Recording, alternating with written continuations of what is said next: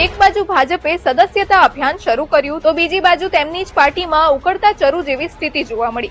છેલ્લા 20 દિવસમાં શિસ્તબદ્ધ પાર્ટી ભાજપમાં ડખાની 5 ઘટનાઓ બની। ત્યારે શું છે આ આંતરિક વિવાદની કહાની, જાણીશું આજની સન્ડે બિગ સ્ટોરીમાં। સૌથી પહેલા વાત કલોલ નગરપાલિકાની, જ્યાં મંજૂર કરેલા કામોનું રીટેન્ડરિંગ કરતા વિવાદ એટલો વધ્યો કે વાત મારામારી સુધી પહોંચી ગઈ હતી તે ભાજપના મોટા નેતાઓ પણ સમાધાન માટે દોડી ગયા હતા।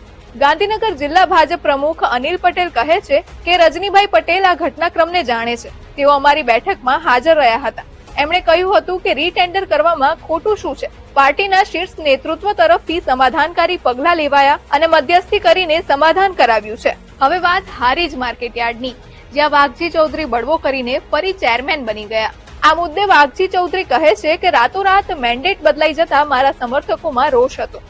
સામે બાબુ ચૌધરીએ જણાવ્યું કે તેઓ મૂળ કોંગ્રેસી છે અને ભાજપમાં આવ્યા બાદ બળવો કર્યો છે। પાટણ ભાજપ જિલ્લા પ્રમુખ જણાવે છે કે જેણે વિરોધ કર્યો છે એમને પક્ષમાંથી સસ્પેન્ડ કરાયા છે। ક્રોસ વોટિંગ કરનારા 5 સભ્યો સામે શું પગલાં લેવા એ વિચારણા ચાલી રહી છે। તો નાંદોદ તાલુકા પંચાયતમાં ઉપપ્રમુખે જ પ્રમુખ સામે અવિશ્વાસની દરખાસ્ત લાવી દીધી હતી। પ્રમુખ આખો વિડિયો જોવા માટે ડાઉનલોડ કરો દિવ્ય ભાસ્કર એપ।